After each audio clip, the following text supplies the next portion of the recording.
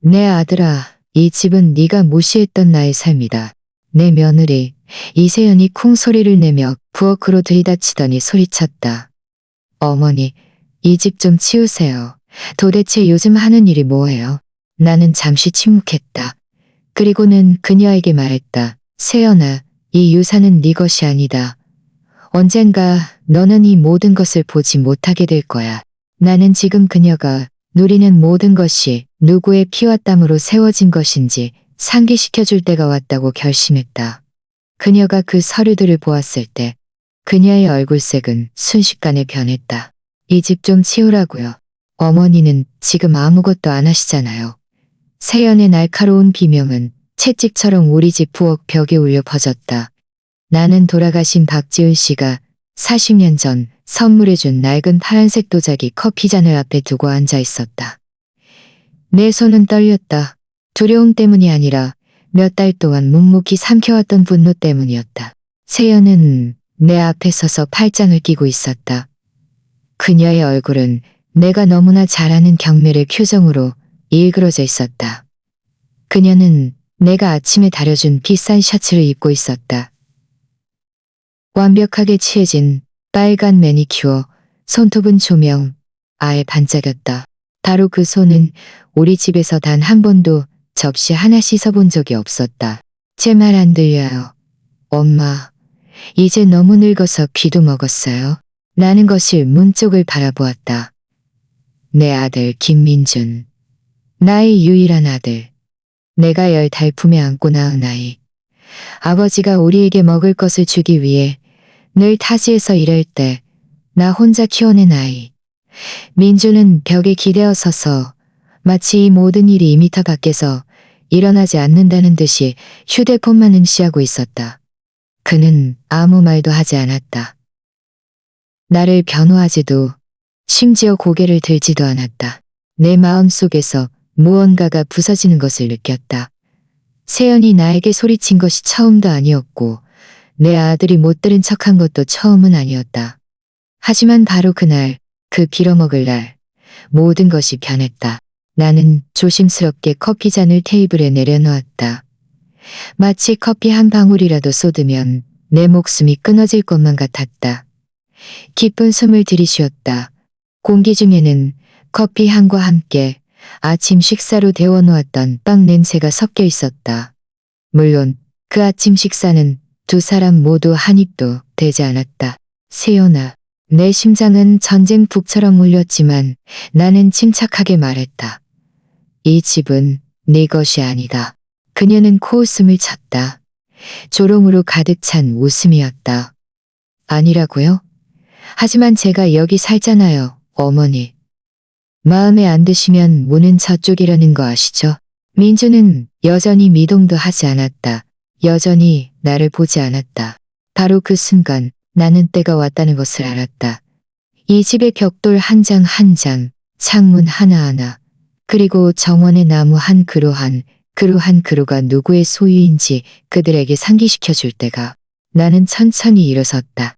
내 무릎은 예전 같지 않았지만 그날만큼은 몇 년 동안 느껴보지 못한 단단함으로 나를 지탱해 주었다.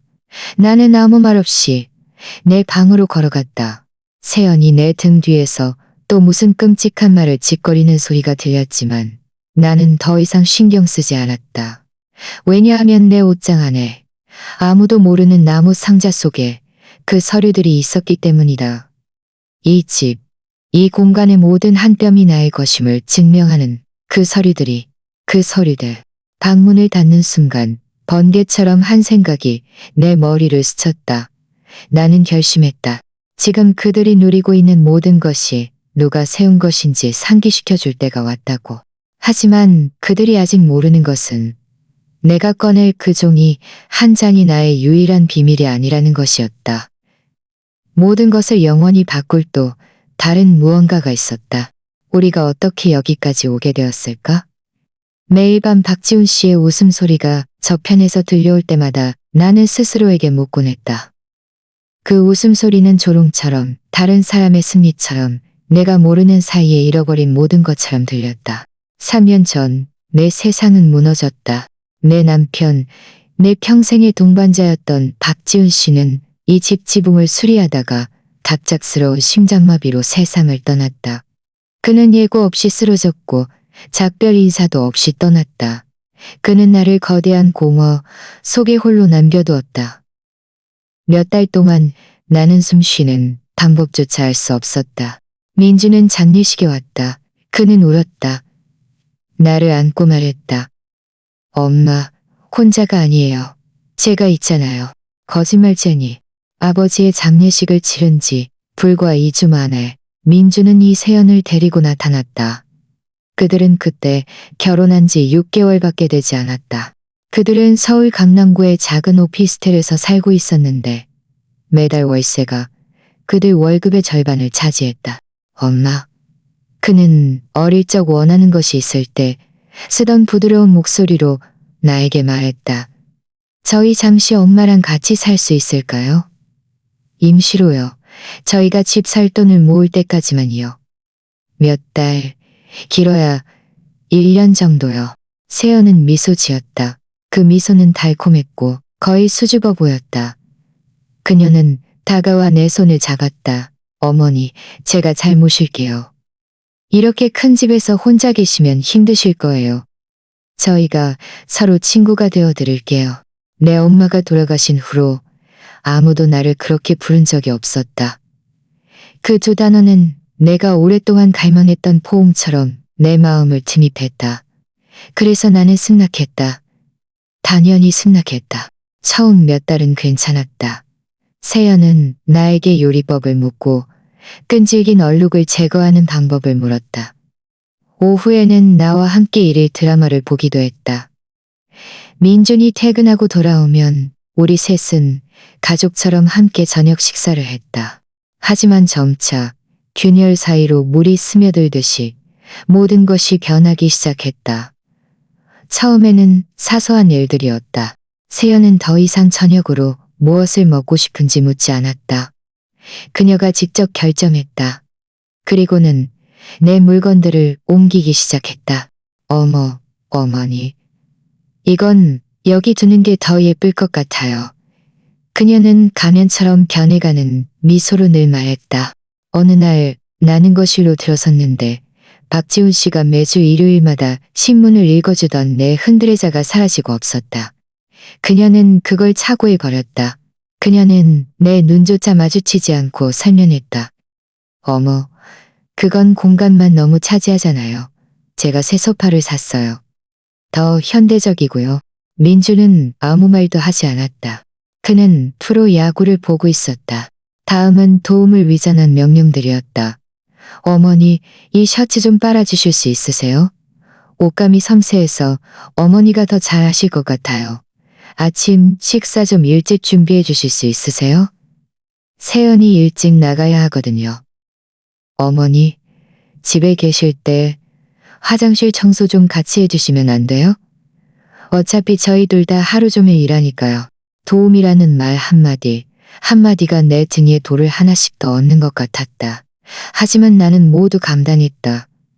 그들이 내 가족이었기 때문에, 민준이 내 아들이었기 때문에, 박지훈 씨가 돌아가셨을 때 나는 혼자 되는 것이 너무 두려웠기 때문에, 나는 짐이 되기보다는 그림자가 되는 것을 택했다. 나는 내 집에서 투명 인간이 되었다. 나는 요리하고, 빨래하고, 다림질하고, 청소했다. 세연은 친구들과 쇼핑을 나갔다 돌아올 때마다 명품 옷과 신발, 명품 가방을 잔뜩 들고 왔다. 신발 한 켤레가 4명만 원이 넘었다. 그리고 나는 10년 전 낡은 옷을 입고 있었다. 왜냐하면 나는 그런 어리석은 물건을 사달라고 귀찮게 하고 싶지 않았기 때문이다. 민주는 건설회사에서 하루 12시간씩 일했다. 그는 늘 지쳐서 집에 돌아왔고 곧바로 아내의 품에 쓰러졌다. 그는 내 이마에 서둘러 키스하며 마치 익숙한 가구에게 인사하듯이 했다. 몇 달이 1년이 되고 2년이 되고 3년이 되었다. 나는 여전히 기다렸다. 그들이 돈을 모으기를, 그들이 이사 가기를, 내 집이 원래 내 집으로 돌아오기를. 하지만 세연은 전혀 서두르지 않았다. 왜 서두르겠는가? 그녀는 서초구에 있는 정원이 있고 방이 3개, 주차 공간이 2개 있는 2층 주택에 무료로 살고 있었다. 내 계산으로는 적어도 8억 원은 될 이 집에서 그녀는 이미 이 집이 자신의 집이라고 느끼기 시작했다. 어느 날 밤 잠이 오지 않아 물을 마시러 일어섰다. 그들의 방문 앞을 지나는데 그들의 대화가 들렸다. 여보, 엄마가 이제 우리 집을 사기 시작해야 한다고 했어요. 민준이 말했다. 세연은 코웃음을 쳤다. 온기 없는 비웃음이었다. 왜 사? 민준 씨도 이렇게 나이가 들었는데 몇 년만 더 있으면 이 집은 어차피 당신 것이 될 텐데 왜 다른 집을 사느라 돈을 낭비해? 정적이 흘렀다. 그 정적은 내 피를 얼어붙게 했다. 나는 아들이 반박하기를, 나를 변호하기를 기다렸다. 하지만 내가 들은 것은 침대가 움직이는 소리와 그의 지친 목소리뿐이었다. 당신 말이 맞아. 여기 사는 게 더 현실적이야. 나는 복도에 서서 빈 물컵을 쥐고 있었다. 내 마음은 아무도 보지 못할 조각들로 부서졌다. 그날 밤 나는 물을 마시지 않았다. 나는 내 방으로 돌아와 박지훈 씨와 40년 동안 함께 잤던 침대에 앉아 소리 없이 울었다. 그들에게 들리지 않도록 베개로 입을 막았다. 왜냐하면 나는 이미 내 집에서는 그렇게만 울 수 있다는 것을 배웠기 때문이다. 조용히, 투명하게. 하지만 내가 아직 모르는 것은 그날 밤 들었던 대화가 더 나쁜 일들의 시작에 불과했다는 것이었다. 세연은 단지 우리 집에서 살고 싶어 하는 것이 아니었다. 그녀가 원했던 것은 이 집 전체였고 그녀에게는 내가 곧 알게 될 계획이 있었다. 어떤 날들은 흔적을 남긴다. 그 날들은 당신의 삶을 그 이전과 그 이후로 나눈다. 나에게는 그날이 4월의 화요일이었다. 나는 아침 6시부터 부엌에 있었다. 전날 밤에도 늘 그랬듯이 잠을 잘 못 잤지만 그날 아침 나는 단 하나의 생각만으로 잠에서 깨어났다. 민준이가 가장 좋아하는 우리 할머니 대대로 내려오는 비법 갈비찜을 만들어야겠다고. 우리 엄마가 나에게 가르쳐 주셨고 내가 30년 동안 완벽하게 만들어낸 그 맛. 우리 집 리더에 걸친 여인들의 피와 땀이었다. 나는 특별히 광장시장에 가서 가장 좋은 돼지고기와 버섯, 향신료를 사왔다. 나는 온종일 끓이고 볶고 졸였다. 집 전체가 향기로 가득 찼다. 명절 같았다. 민준이가 어렸을 때 한 번에 3그릇을 먹고 더 달라고 조르던 그 시절 같았다. 나는 냄비 속 갈비찜을 저으면서 미소 지었다. 오늘은 그가 기억해 줄 거야. 오늘은 그가 예전처럼 나를 봐줄 거야. 오늘은 더 이상 투명인간이 아닐 거야. 나는 정말 바보 같았다. 오후 2시. 나는 식탁을 차렸다. 내가 가장 아끼는 자수식 탑볼을 깔고 흰밥을 짓고 데친 채소를 준비했다. 간 만들어낸 갈비찜. 그 갈비찜은 너무나 완벽했다. 영혼을 냄비에 담아야만 나올 수 있는 깊은 윤기가 흘렀다. 나는 기다렸다. 3시, 세연의 차가 돌아오는 소리가 들렸다. 그녀는 막 미용실에서 돌아온 참이었다. 갓한 머리 모양에 늘 뿌리는 비싼 향수 냄새를 풍기며 족발집 봉투 몇 개를 들고 들어왔다. 내 심장이 한 박자 멈췄다. 어머니. 그녀는 나를 쳐다보지도 않았다. 그녀는 그대로 부엌으로 들어가 봉투를 싱크대에 놓았다. 저녁 사왔어요. 오늘 갑자기 족발이 먹고 싶어서요. 나는 스토브 옆에 서 있었다. 세연아, 내가 갈비찜을 만들었어. 민준이가 가장 좋아하는. 그녀는 고개를 돌렸다. 마치 내가 방금 존재한다는 것을 발견한 것처럼 나를 보았다. 어머, 어머니. 누가 요즘 그런 기름진 걸 먹어요? 저희는 요즘 건강하게 먹잖아요. 제가 말씀드렸잖아요. 그녀는 냄비 쪽으로 걸어갔다. 냄비 뚜껑을 열자 갈비찜에 김이 피어올라 우리 사이의 공기를 가득 채웠다. 그녀는 코를 찡그렸다. 세상에, 냄새가 너무 진하네요. 이거 먹으면 살 만질 텐데. 그녀는 냄비를 잡았다. 내 냄비. 우리 엄마가 결혼할 때 쓰던 그 냄비. 그녀는 쓰레기통으로 향했다. 세연아, 잠깐만. 그녀는 듣지 못했다. 아니면 들었지만 전혀 신경 쓰지 않았다. 그녀는 모든 것을, 우리 할머니의 요리법을, 니대에 걸친 피와 땀을 끈적하고 절망적인 소리를 내며 쓰레기통에 쏟아부었다. 그 소리는 아직도 내 악몽 속에서 울린다. 자, 이제 맛있는 거 좀 먹을 수 있겠네요. 그녀는 웃었다. 그 웃음은 내가 평생 본 것 중 가장 잔인했다. 내 눈물이 솟아올랐지만 나는 아무 말도 하지 않았다. 무슨 말을 할 수 있었겠는가? 그녀는 내 며느리였다. 내 아들의 아내였다. 나는 문제를 만들고 싶지 않았다. 그래서 나는 바보처럼 고개를 끄덕일 뿐이었다. 30분 후 민준이 돌아왔다.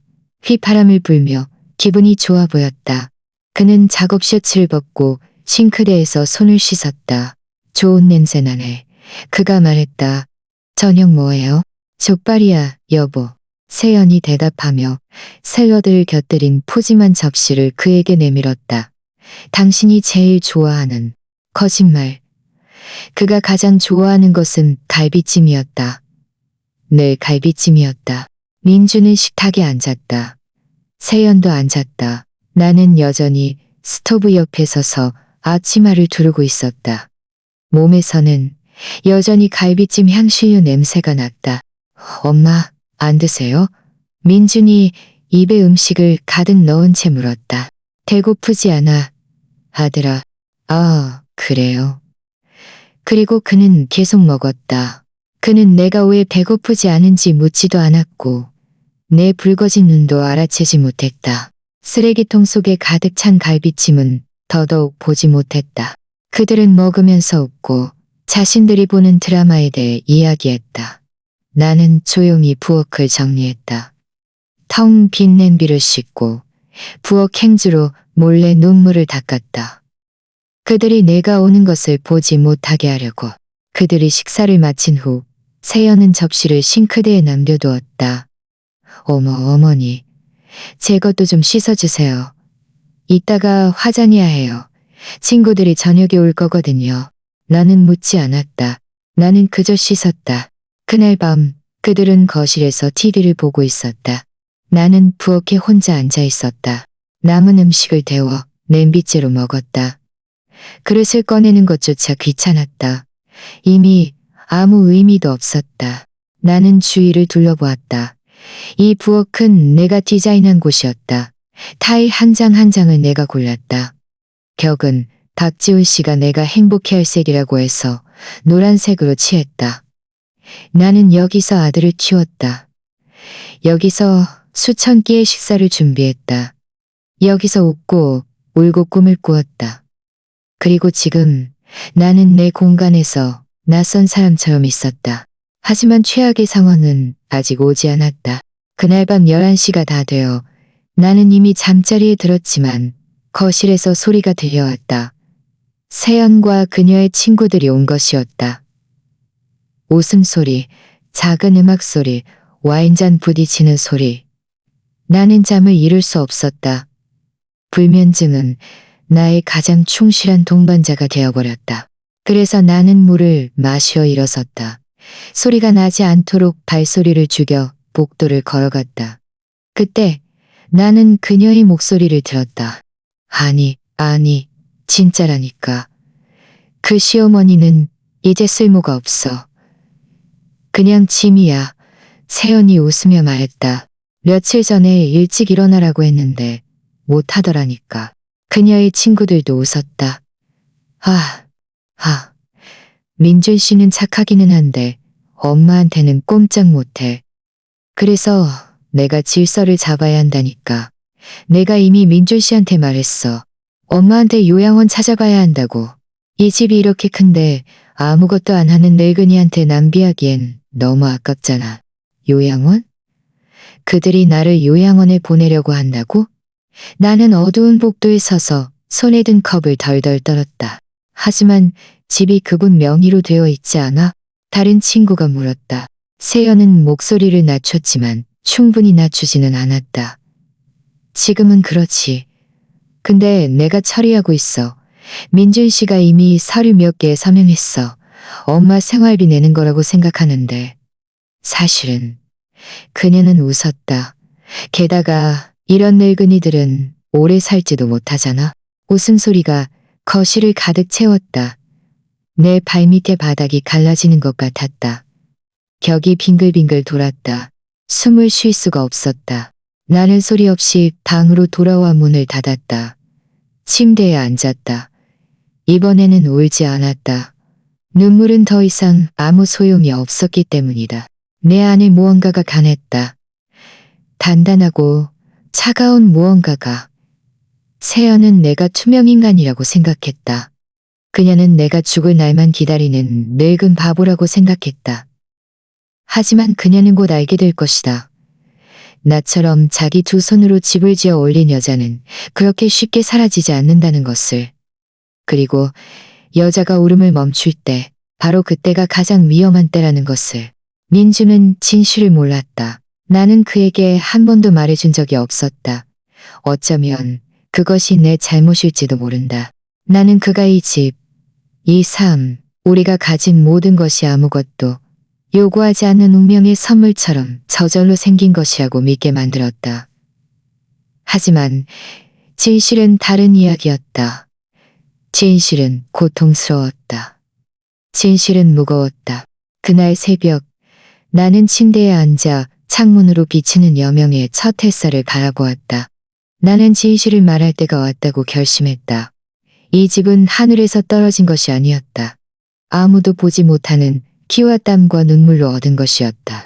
1985년이었다. 민준이는 겨우 3살이었다. 우리 가족은 서울 동대문구의 낡은 아파트 옥탑방에 옹기종기 살았다. 침대가 부엌벽에 닿을 정도로 공간이 비좁았다. 박지우 씨는 건설 노동자였다. 매일 일이 14시간씩 일했다. 나는 이웃집 옷을 수선하고 드레스를 고치고 바지 단을 줄여주며 한 벌에 2,000원, 운 좋으면 5,000원을 벌었다. 우리는 푼돈 하나하나를 아꼈다. 우리는 푼돈 하나를 아꼈다. 그르는 간장 비빔밥을 먹었고 때로는 소금만 곁들였다.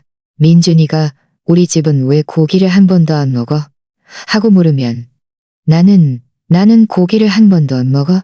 박지훈 씨는 우리에게 집을 주는 꿈을 꾸었다. 그는 밤에 나를 아름다운 아내라고 불렀다. 그때 그의 손은 벽돌을 나르느라 갈라져 있었다. 언젠가 우리는 우리만의 지붕이 있을 거야. 아무도 우리를 쫓아낼 수 없어. 우리는 땅을 살 계약금을 모으는데 5년이 걸렸다. 5년 동안 휴가도 없었고 새 옷도 없었고 축하 행사도 없었다. 들어오는 돈은 모두 반으로 나뉘었다. 절반을 생계를 위해, 절반은 저축을 위해. 1990년 우리는 서초구에 이 땅을 샀다. 그때 2억 원이 들었는데 우리에게는 천문학적인 액수였다. 우리는 그 종이에 서명할 때 흥분과 두려움으로 손을 떨었다. 이건 우리 것이야. 드디어 우리 것이 생겼어. 하지만 빈 땅은 아직 집이 아니었다. 박지우 씨는 부산에서 일자리를 찾았다. 대규모 건설 프로젝트의 6개월짜리 일자리였는데 월급이 2배였다. 그는 받아들였다. 받아들여야만 했다. 나와 민준이 둘만 서울에 남았다. 나는 박지우 씨가 보내온 돈으로 집을 짓기 시작했다. 하지만 우리는 인부를 고용할 돈이 충분하지 않았다. 그래서 내가 직접 했다. 그렇다. 내 두 손으로. 나는 매주일 이틀씩 노련한 목수 한 분을 고용하여 기본적인 것을 배웠고 남은 시간에는 혼자 일했다. 나는 시멘트를 섞고 벽돌을 나르고 벽을 쌓았다. 민준이는 옆에 모래더미에서 놀았다.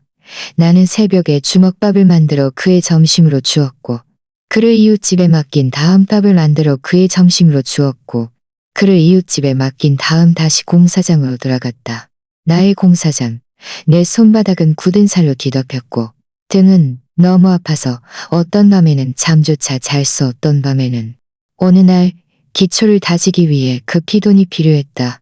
박지훈 씨가 반달치 월급을 보내왔지만 여전히 부족했다. 우리는 아무것도 없었다.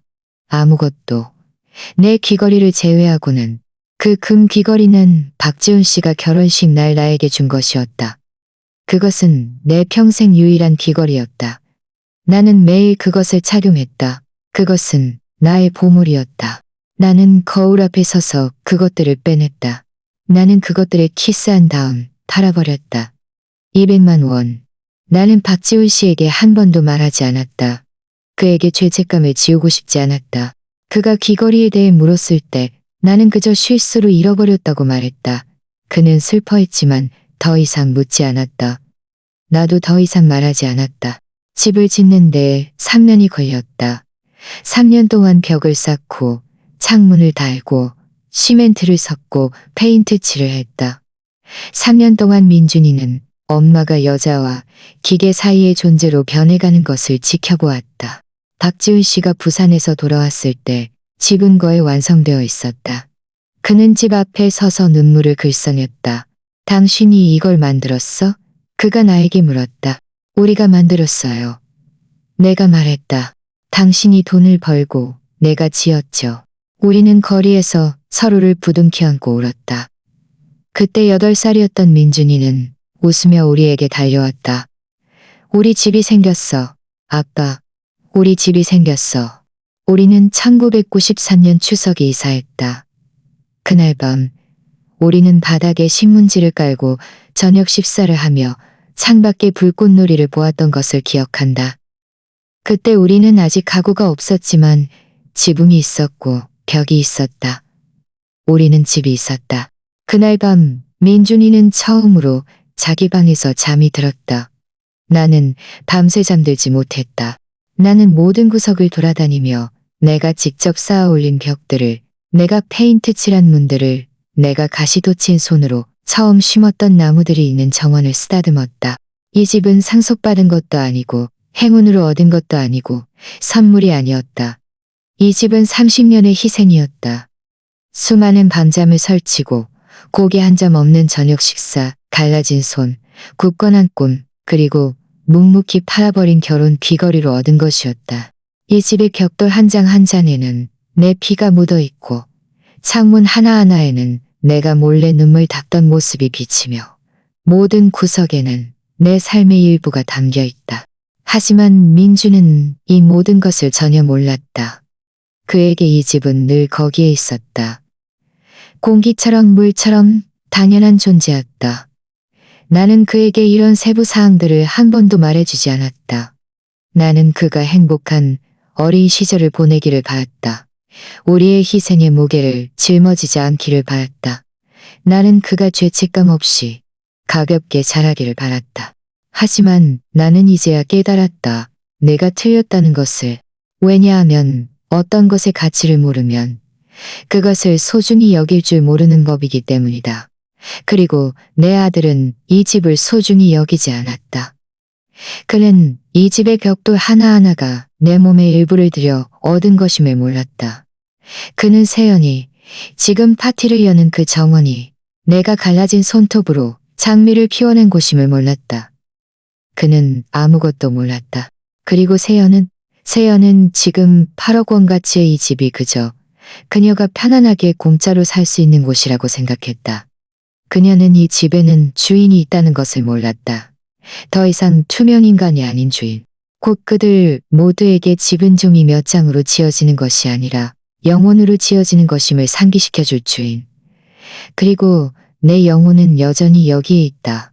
벽돌 하나하나가 기억하고 벽 하나하나가 내 이름을 속삭인다. 곧 그들도 듣게 될 것이다. 자기 집에서 모욕당하는 것이 이미 충분히 나쁘다면 낯선 사람들 앞에서 모욕당하는 것은 훨씬 더 나빴다. 그리고 세연은 내가 얼마나 선을 넘을 수 있는지 보여줄 준비를 하고 있었다. 그것은 토요일이었다. 나는 정원에서 물을 주고 있었다. 세연이 휴대폰을 들고 나왔는데 내 신경을 거슬리게 하는 미소를 띠고 있었다. 어머니, 다음 주말에 가족 모임을 할 거예요. 제 여동생, 부모님, 조카들이 모두 올 거예요. 이 집을 잘 알아보고 자기 집처럼 편안하게 지냈으면 좋겠어요. 알았다, 세연아. 나는 분노를 억누르고 대답했다. 내가 뭘 도와줄까? 네. 그녀의 목소리가 변했다. 더 단호하고 명령조였다. 집 전체를 깨끗하게 청소해 주셔야 해요. 모임 날에는 어머니가 음식을 날라야 할 거예요. 저는 손님들 접대하느라 바쁠 테니까요. 하녀처럼 음식을 나르라고? 하지만 나는 고개를 끄덕였다. 나는 늘 고개를 끄덕였다. 나는 두려웠기 때문이다. 문제를 만드는 것이 두려웠다. 민준이가 화내는 것이 두려웠다. 결국 나 혼자 남겨질까봐 두려웠다. 두려움은 우리를 겁쟁이로 만든다. 나는 일주일 내내 구석구석 창문 하나하나를 청소했다. 커튼을 빨고 바닥을 닦고 가구에 왁스칠을 했다. 세연은 팔짱을 낀 채 옆에서 감독하며 내가 보지도 못하는 얼룩들, 불가능한 곳에 있는 상상의 먼지들을 지적했다. 어머니, 저 구석이 더러워요. 그러면 나는 가서 닦았다. 화장실 냄새가 너무 심해요. 표백제를 좀 더 뿌리세요. 그러면 나는 가서 뿌렸다. 이 수건들은 너무 낡았어요. 좋은 것들을 꺼내세요. 내가 15년 전에 직접 가장자리에 술을 놓았던 그 좋은 수건들. 내가 특별한 경우에만 꺼내 쓰던 그 수건들. 이제 그녀의 손님들이 손을 닿는 데 쓰일 것이었다. 토요일이 되었다. 세연은 늦잠을 잤다. 그녀는 2시간 동안 화장을 하고 새 드레스와 하이힐을 신고 완벽한 화장을 했다. 잡지 모델 같았다. 나는 낡은 꽃무늬 셔츠와 빛바랜 바지를 입고 머리는 대충 묶은 채였다. 어머니, 다 준비됐어요? 그녀가 목에 향수를 뿌리며 물었다. 세연아. 전체 요리 준비됐고 메인 요리도 거의 다 됐어. 음료수는 냉장고에 있어. 좋아요. 그런데 한 가지. 그녀는 내 앞에 멈춰 섰다. 이따가 제 부모님 오시면 어머니는 식탁에 앉지 마세요. 그냥 음식만 나르는 걸 도와주시면 돼요. 식탁이 너무 붐비는 건 싫어서요. 내 심장이 멈췄다. 뭐라고? 나와 함께 식사를 하지 말라고? 가족 모임인데? 어머니, 아주 사적인 가족 모임이에요. 그냥 음식 서빙만 도와주시면 돼요. 나는 그녀에게 소리치고 싶었다. 이곳은 내 식탁이고, 내 집이고, 내 가족이라고 말하고 싶었다. 하지만 나는 그러지 못했다. 왜냐하면 민준이 이미 비싼 향수 냄새를 풍기며 아래층으로 내려오고 있었기 때문이다. 모든 게 잘 되어가고 있어, 자기. 그가 세연에게 물었다. 모든 게 완벽해, 여보. 당신 엄마가 많이 도와주셨어. 도와주셨다고? 민준이 나를 보며 웃었다. 고마워, 엄마. 엄마가 최고야. 그리고 그는 거실로 가서 TV를 켰다. 그는 아무 말도 하지 않았다. 나에게 도움이 필요한지 묻지도 않았고 내 지친 눈도 굽은 등도 청소하느라 갈라진 손도 알아채지 못했다. 오후 4시. 손님들이 도착했다. 세연의 여동생 이지은이 마치 런웨이를 걷듯이 들어왔다. 초고층 하이힐에 명품 가방, 실내에서도 선글라스를 끼고 있었다. 이 집 너무 예쁘다. 그녀는 소리치며 세연을 안았다. 세연의 부모님, 이씨 부부가 뒤따라 들어왔다. 이씨 아버지는 단정한 셔츠를 입고 있었고 이씨 어머니는 어둠 속에서도 반짝이는 보석을 착용하고 있었다. 어머, 세연아. 이씨 아버지가 주위를 둘러보며 말했다. 너 정말 로또 맞았구나. 이런 집에서 살게 되다니. 세연은 웃었다. 네, 예쁘죠? 정말 예쁘죠. 내가 지은 그 예쁜 집. 아무도 나에게 인사하지 않았다. 그들은 마치 내가 가구의 일부인 것처럼, 내가 벽인 것처럼 나를 스쳐 지나갔다. 나는 부엌으로 들어갔다. 밖에서 그들이 크게 웃고 떠들고 내가 퇴직금으로 산 와인을 마시는 소리가 들렸다. 나는 전체 요리를 접시에 담았다. 치즈, 햄, 크래커. 박지훈 씨가 결혼 20주년에 나에게 선물한 그 좋은 식기 세트를 사용했다. 나는 쟁반을 식당으로 가져갔다. 모두 8명이 내 식탁 주위에 앉아 있었다. 고마워, 어머니. 세연은 고개도 들지 않고 말했다. 다른 사람들도 나를 보지 않았다. 나는 부엌으로 돌아와 메인 요리를 준비했다. 거대한 파스타 샐러드, 마늘빵. 모두 아침 6시부터 준비한 것들이었다. 나는 접시 하나하나를 날랐다. 내 무릎은 아팠고 손은 피곤해서 떨렸다. 마지막 접시를 들고 돌아왔을 때 이씨 아버지가 와인잔을 들었다. 내 딸과 내 좋은 사위를 위해 건배. 그리고 그들이 가정을 세울 이 아름다운 집을 위해 건배. 모두 잔을 들었다. 그들의 가족, 그들의 집. 민주는 환한 미소로 건배하며 사람들 앞에서 세연에게 키스했다. 나는 앞치마를 두르고 물주전자를 든 채 벽에 서 있었다. 나는 투명 인간이었다. 그들은 식사를 시작했다. 그들은 이야기하고 크게 웃었다. 이지은은 어떤 여자의 가십거리를 이야기했고 이씨, 어머니는 어떤 결혼식에서 다른 사람들의 옷차림을 비난했다. 이씨 아버지는 정치 이야기를 했다. 아무도 음식에 대해 언급하지 않았다. 아무도 고맙다고 말하지 않았다. 아무도 이것을 누가 만들었는지 묻지 않았다. 그리고 그 일이 일어났다. 나는 얼음을 더 가져오기 위해 부엌으로 돌아갔다. 내가 돌아왔을 때 세연은 목소리를 높였다. 어머니, 얼음 좀 더 가져다 주실 수 있으세요? 어차피 어머니가 할 수 있는 유일한 일일 텐데. 직업도 없으면서 이 집에 아무런 기여도 못하잖아요. 공기가 순식간에 얼어붙었다. 모두 나를 돌아보았다. 내 얼굴이 화끈거리는 것을 느꼈다. 내 손이 떨리기 시작했다. 이지은은 어색하게 웃었다. 이씨 어머니는 작은 소리로 어머, 세연아, 너무 심하게 말하지 마. 라고 했다. 하지만 그녀의 목소리는 꼬집는 것이 아니라 오히려 용인하는 듯했다. 게다가 네 말이 맞기는 하지만 그렇게 크게 말할 필요는 없잖아. 이씨 아버지는 와인을 한 모금 마신 다음 다른 곳을 보았다. 민주는 계속해서 고개를 숙이고 밥을 먹었다. 한마디도 하지 않았다. 네, 물론이죠. 나는 작은 소리로 말했다. 얼음 가져올게요. 나는 다리가 떨리는 채로 부엌으로 돌아가 문을 닫았다.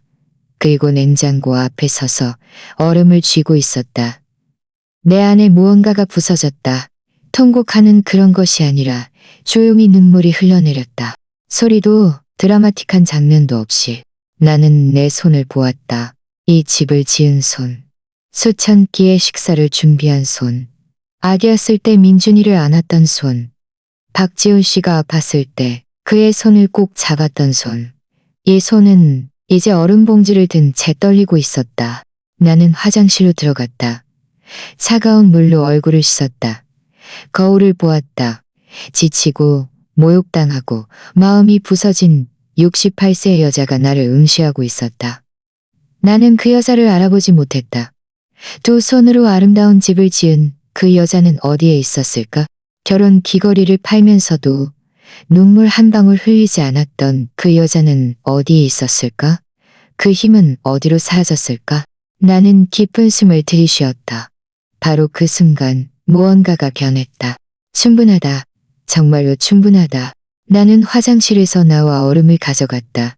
아무 말 없이 테이블에 놓았다. 세연은 나를 쳐다보지도 않았다. 하지만 나는 그녀를 보았다. 그리고 몇 달 만에 처음으로 시선을 피하지 않았다. 왜냐하면 그날 밤 나는 그들이 더럽힌 접시를 치우고 그들이 사용한 좋은 식기 세트를 정리하고 그들이 와인을 쏟은 바닥을 닦으면서 한 가지 결심을 했기 때문이다. 더 이상 투명 인간으로 살지 않겠다. 내 집에서 그림자로 살지 않겠다. 내일은 도움을 찾아갈 것이다. 이 게임의 규칙이 바뀔 것이다. 왜냐하면 나 같은 여자는 그렇게 쉽게 쓰러지지 않기 때문이다. 우리는 그저 자신이 누구였는지 기억하는데 약간의 시간이 필요할 뿐이다. 일요일 아침은 뭔가 달랐다. 날씨 때문도 아니었고 밖에서 무슨 일이 일어났기 때문도 아니었다. 내가 달라졌기 때문이었다. 나는 평소처럼 아침 6시에 일어났지만 이번에는 민준과 세연의 아침 식사를 준비하기 위해 바로 부엌으로 가지 않았다. 이번에는 가장 낫지 않은 셔츠로 갈아입고 머리를 단정하게 빗은 다음 그들이 깨기 전에 집을 나섰다. 나는 테이블에 쪽지를 남겼다. 나 왜 취했다. 오후에 돌아올게. 그리고 나는 버스를 타고 서울 종로구로 향했다. 최수연 씨를 만나러. 수연 씨는 우리가 42년 동안 알고 지낸 오랜 친구였다. 우리 아이들이 같은 초등학교에 다닐 때 만났다. 그녀는 예전에 교사였고 나중에 법을 공부하여 은퇴할 때까지 25년 동안 공증인으로 일했다. 나와 같은 70세의 과부였지만 그녀의 성격은 그 누구에게도 그 어떤 것에도 굴하지 않았다. 수연 씨는 내가 한때 그랬지만 지금은 잃어버린 모습이었다. 당하고 두려움 없는. 나는 아침 8시에 그녀의 집 초인종을 눌렀다. 그녀는 한 손에 커피잔을 들고 문을 열었다. 희끗희끗한 머리는 높이 올려 묶여 있었고 안경은 목걸이에 걸려 있었다. 순자야. 그녀는 놀란 듯 말했다. 웬일로 이렇게 일찍 왔어? 수연아. 내 목소리가 떨렸다. 도움이 필요해. 그녀는 나를 안으로 들였다. 그녀의 집에서는 간 내린 커피와 갓 구운 빵 냄새가 났다. 그녀는 나를 거실에 앉히고 뜨거운 차 한 잔을 따라주더니 내가 모든 것을 말할 때까지 기다렸다. 그 모욕들, 그 고함들, 버려진 갈비찜, 그 가족 모임, 세연이 말했던 요양원, 그리고 민준이가 서류에 서명했다는 내가 엿들은 대화까지. 모든 것을. 내가 말을 마치자 그녀는 분노로 떨었다. 그 빌어먹을 년. 그녀는 컵을 꽉 쥐고 낮은 목소리로 말했다. 그 빌어먹을 기회주의자. 나는 수연 씨가 그렇게 심한 말을 하는 것을 들어본 적이 없었다. 그녀는 나를 똑바로 응시했다. 그 집은 당신 명의로 되어 있지. 그렇지? 내 이름만 있어. 등기권리증은 내 방 상자에 있어. 민준이 이름은 어떤 서류에도 없어. 내가 죽으면 모든 것이 민준이 것이라는 유언장 외에는. 수연 씨는 소파에 기대어 생각했다. 그녀의 손가락은 테이블 위를 가볍게 두드렸다. 그리고는 고개를 끄덕였다. 마치 방금 결정을 내린 것처럼. 내 말을 들어. 당신은 권리가 있어. 그 집은 당신 것이야. 온전히 당신 것이야. 누구도 당신의 아들이든 그 뱀 같은 며느리든 당신의 동의 없이 당신을 쫓아낼 수 없어. 하지만 수연아, 그 애가 서류에 서명했다고 했어. 그 서류들은 당신이 서명하지 않으면 아무 소용없어. 그녀의 목소리는 단호하고 자신감이 넘쳤다. 내 말을 들어. 내가 은퇴했지만 나는 법을 알아. 당신이 어떻게 해야 할지 아주 잘 알고 있어. 그녀는 일어서서 자기 방으로 가서 수첩과 펜을 가져왔다. 그녀는 내 옆에 앉았다. 첫째, 당신의 유언장을 즉시 오늘 당장 갱신해야 해. 만약 그 여자가 당신이 죽으면 집이 자기 것이 될 거라고 생각한다면 그녀가 크게 착각하고 있다는 것을 알려줘야 해. 내 심장이 빠르게 뛰었다. 내 말은 당신에게는 많은 선택권이 있다는 거야. 모든 것을 민준이에게 남길 수도 있지만 조건부로. 세연이가 그 재산에 대해 어떤 권리도 가질 수 없도록. 아니면 나눠줄 수도 있고 재단에 기부할 수도 있어. 그건 당신의 결정이야. 순자야. 하지만 당장 결정해야 해. 둘째, 그녀가 계속 말했다. 모든 것을 기록해야 해. 그 학대, 모욕, 위협, 녹음할 수 있어? 나는 고개를 저었다. 수연 씨는 일어서서 자기 방으로 들어갔다. 그녀는 담배 한 갑 정도 크기의 작은 디지털 녹음기를 가지고 돌아왔다. 이거 가져가. 이거 아주 유용해. 이 버튼만 누르면 모든 것이 녹음될 거야. 앞치마 주머니에 넣고 늘 가지고 다녀. 세연이가 당신에게 소리칠 때마다, 그녀가 당신을 모욕할 때마다 모두 녹음해. 나는 떨리는 손으로 녹음기를 받았다. 이거 합법적이야? 당신 집에서 당신도 있는 대화를 녹음하는 것은 합법적이야. 이건 증거야. 당신에게 필요할 거야. 셋째, 그녀의 목소리가 더 심각해졌다.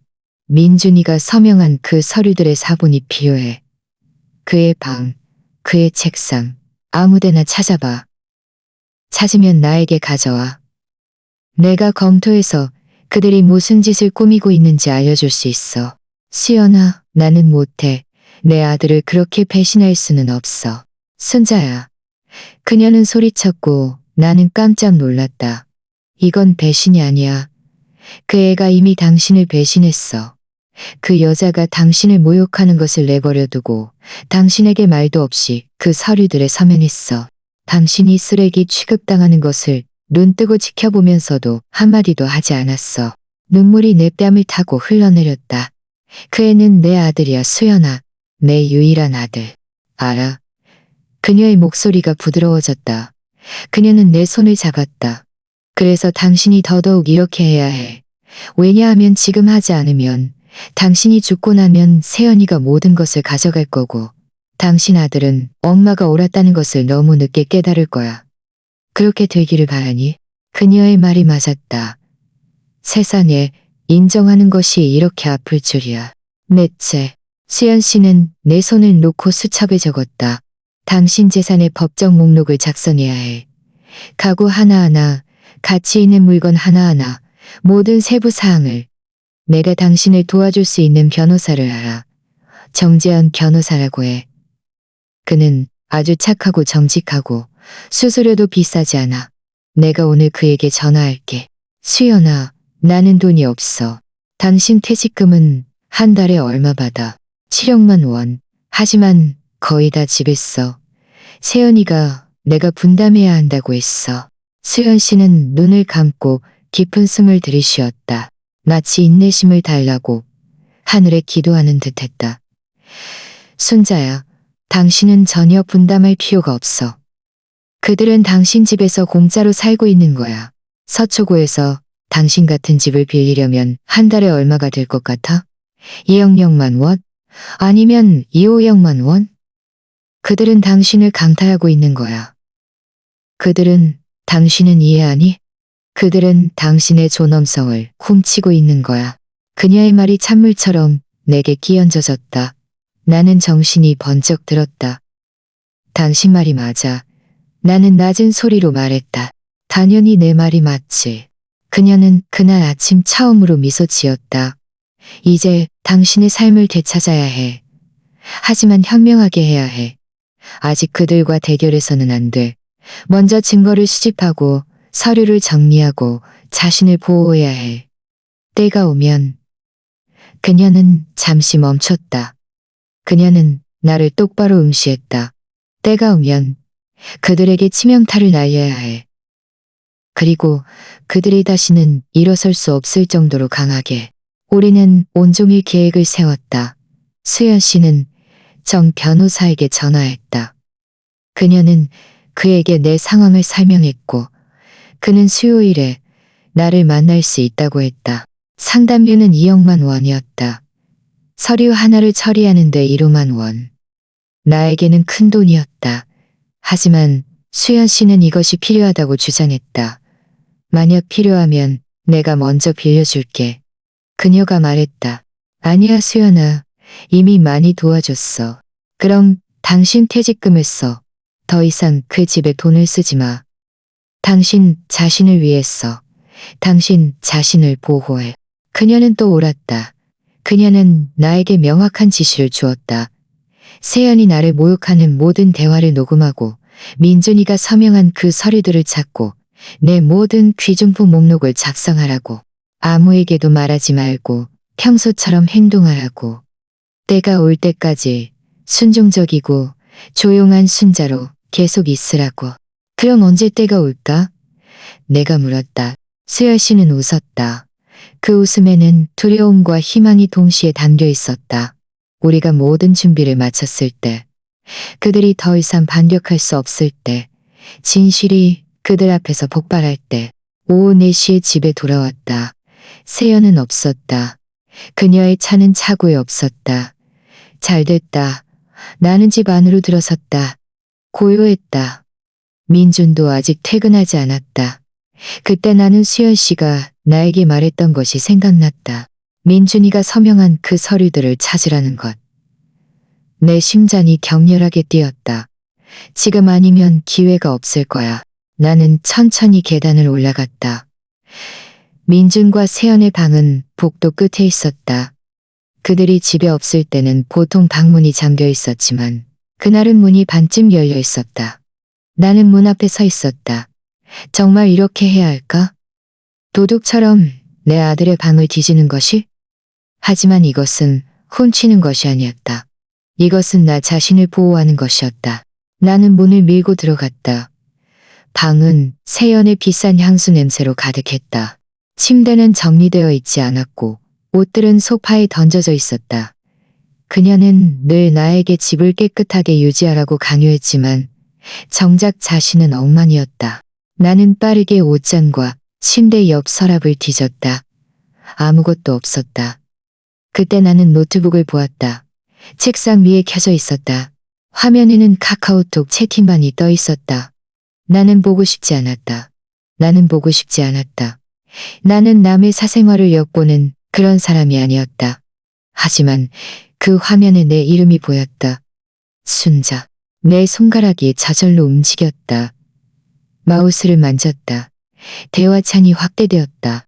세연과 그녀의 여동생 이지은의 대화였다. 나는 읽기 시작했다. 내 세상은 다시 무너졌다. 세연 4일 전, 지은아. 나 그 늙은이 때문에 진짜 미치겠어. 아무것도 안 하고 맨날 불평만 해. 이지은, 언니, 좀만 참아. 그분도 몇 년 안 남았어. 세연 그러게 말이야. 하지만 그 전에 내가 일을 처리해야 해. 이지은 언니, 민준 오빠랑 그 위임장 얘기는 했어? 세연 했지. 그 바보가 이미 서명했어. 내가 엄마 의료비 처리하는 거라고. 그래야 우리가 더 빨리 도와줄 수 있다고 했거든. 이지은, 설마 진짜 믿었어? 세연 당연하지. 민준 씨는 착하기는 한데 엄청 멍청해. 아예 읽지도 않고 묻지도 않고 서명했어. 이지은 그 종이가 쓸모가 있어? 언니가 집을 가질 수 있게 해줘. 세연 완전히는 아니지만 첫 단계야. 만약 그 늙은이가 아프거나 무능력하다고 판정되면 내가 그 재산에 대해 결정할 수 있어. 내 변호사가 설명해줬어. 나는 그저 인내심만 있으면 돼. 이제는 그럼 언니는 그분이 죽기를 기다리는 거야? 세연 아니면 아프기를. 그 나이에 무슨 일이든 생길 수 있잖아. 넘어지거나 뇌졸중이 오거나 아무튼. 일이 생기면 이 집은 내 것이 될 거야. 아니, 민준 씨 것이 되겠지. 근데 그게 그거잖아. 이지은 언니 너무하다. 세연 뭐 어때? 이 집에는 똑똑한 사람이 한 명은 있어야지. 그 늙은이가 8억 넘는 집에서 이렇게 오랫동안 살고 있는데 그가 자격이 있다고 생각해? 평생 일도 해본 적 없잖아. 이지은 그럼 민준 오빠는 의심 안 할까? 세연 안 해. 자기는 엄마가 우리랑 같이 사는 걸 아주 행복해 한다고 생각하거든. 심지어 내가 엄마가 나이가 들어서 보살핌이 필요하고 요양원에 보내는 게 더 낫다고 조금씩 세뇌하고 있다는 것도 몰라. 때가 되면 그 애가 엄마를 내보내자고 먼저 제안할 거야. 이지은 언니? 악마 같은 천재네. 세연 피차 일반이지 뭐. 아무튼 그 늙은이 죽기만 하면 이 집은 우리 것이 될 거야. 어떻게 리모델링할지 설계도까지 다 생각해놨어. 그 못생긴 옛날 부엌은 다 부수고 아일랜드형으로 바꿀 거야. 내 손이 너무 떨려서 마우스를 거의 잡을 수 없었다. 나는 계속 아래로 내려갔다. 세연 2일 전 오늘 우리 가족들 앞에서 그분 망신 줬어. 그 얼굴을 봤어야 하는데. 이지연 언니 뭐라고 했는데. 세연 그냥 사람들 앞에서 직업도 없고 집에 아무런 기여도 못한다고 말했어. 나중에 울었던 것 같아. 뭐 내 생각인데. 근데 나도 그분 때문에 미치겠어. 이지은 언젠가 그분도 자살하고 편안해지겠지. 세연 그러게 말이야. 근데 이런 늙은이들은 고집이 세서 잘 안 죽어. 그래서 나한테 비상계획이 필요해. 이지은 무슨 비상계획? 세연 말했잖아. 인내심을 가져. 그분 68세인데 고혈압도 있고 그렇게 뚱뚱하잖아. 언제든 무슨 일이 생길 수 있어. 나는 그때 민준이가 서명한 위임장을 들고 결정을 내릴 준비를 하고 있을 거야. 나는 더 이상 볼 수 없었다. 내 다리에 힘이 풀렸다. 나는 책상 앞 의자에 주저앉았다. 눈물이 시야를 흐렸다. 내 며느리가 내가 죽기를 기다리고 있었다. 더 나쁜 것은 그녀가 내 죽음을 계획하고 있었다는 것이다. 그리고 내 아들이 직접 그녀에게 도구를 주었다. 나는 떨리는 손으로 휴대폰을 꺼냈다. 수연 씨가 스크린샷 찍는 법을 가르쳐 주었다. 나는 모든 대화를 사진으로 찍었다. 한 장 한 장 메시지 하나하나, 악독한 단어 하나하나. 사진을 다 찍은 후 휴대폰을 집어넣었다. 노트북을 원래대로 돌려놓았다. 나는 일어서서 방을 나섰고 문을 닫았다. 나는 내 방으로 돌아와 침대에 앉았다. 울지 않았다. 울 수 없었다. 그런 고통은 눈물이 감당할 수 있는 것이 아니었기 때문이다. 내 며느리는 내가 죽어 이 집을 차지하기를 바랐고, 내 아들은 그녀에게 내 삶과 죽음을 결정할 권한을 주는 서류에 서명했다. 민주는 몰랐을 것이다. 나는 그가 몰랐다고 믿고 싶었다. 세연이 그를 속였다고. 내 아들이 나를 그렇게 배신할 리가 없다. 하지만 그가 몰랐다고 해도 그는 나에게 묻는 대신 그녀를 믿는 것을 택했다. 그는 내 존엄성 대신 자신의 편안함을 택했다. 그는 나를 보호하기 위해 나서기보다 침묵을 택했다. 그리고 그런 고통은 어떤 의식적인 배신보다도 더 아팠다. 그날 밤 나는 한 발짝도 방 밖으로 나가지 않았다. 세연이 돌아오는 소리가 들렸다. 민준이 퇴근하는 소리가 들렸다. 그들의 웃음소리, 그들의 대화, TV 소리. 아무 일도 없었던 것처럼 모든 것이 평소와 같았다. 나는 어둠 속에 누워 천장을 응시하며 내 몸의 어떤 부분이 죽어가는 것을 느꼈다. 하지만 동시에 무언가가 태어나고 있었다. 차갑고 단단하고 결코 타협하지 않는 무언가가. 다음 날 아침 나는 수연 씨에게 전화했다. 찾았어. 나는 평온한 목소리로 말했다. 모든 것을 다 찾았어. 당장 와. 모든 걸 다 가져와. 나는 갔다. 왜냐하면 이제 이것은 단지 내 집을 되찾는 문제가 아니었다. 이것은 내 목숨을 구하는 문제였다. 수야 씨는 그 메시지들을 3번 읽었다. 우리는 그녀의 집 부엌에 앉아 있었다. 나는 떨리는 손으로 국화차를 마시고 있었다. 그녀는 내 휴대폰을 들고 스크린샷을 계속 넘겼다. 그녀의 얼굴은 점점 더 창백해졌다. 순자야. 그녀는 마침내 입을 열고 휴대폰을 테이블에 놓았다. 이건 너무 심각해. 이건 단순한 학대가 아니야. 이건 공모고 사기고 재산 침탈 시도야. 내가 어떻게 해야 해, 수연아? 내가 어떻게 해야 해? 첫째, 심호흡해. 그녀가 내 손을 잡았다. 둘째, 이 스크린샷들을 당장 정 변호사에게 보내. 셋째, 그녀는 잠시 멈췄다. 셋째, 당신은 아들과 대결해야 해. 세연이가 아니라 민준이. 그 애가 그 서류들에 서명했잖아. 당신은 그 애가 도대체 무엇에 서명했고 자신이 무슨 짓을 했는지 이해하고 있는지 알아야 해. 내 위가 뒤집히는 것 같았다. 수연아, 나는 못해. 내가 그에게 말하면 세연이가 알게 될 거야. 내가 그 메시지들을 봤다는 걸 알면. 당신 말이 맞아. 수연 씨는 잠시 생각했다. 그럼 다른 방법으로 해. 아무 일도 없었던 척하고 그에게 물어봐. 당신이 서류를 정리하고 있다고, 당신과 관련된 어떤 서류에 서명한 적이 있는지 알아야 한다고 말해. 변호사가 알아야 한다고. 이 방법은 가능했지만 나는 여전히 죽을 만큼 두려웠다. 그날 오후 나는 계획을 가지고 집으로 돌아왔다. 민주는 저녁 7시에 퇴근했다. 세연은 늘 그랬듯이 친구들과 외출했다. 이것이 내 기회였다. 나는 거실에서 신발을 갈아 신고 있는 그를 발견했다. 아들아, 나는 부드러운 목소리로 말했다. 우리 얘기 좀 할 수 있을까? 그는 고개를 들었다. 약간 놀란 듯했다. 우리는 몇 주 동안 그에게 먼저 말을 걸지 않았다. 물론이죠, 엄마. 왜요? 나는 그의 맞은편 소파에 앉아 깊은 숨을 들이쉬었다. 내가 요즘 내 서류들을 정리하고 있단다.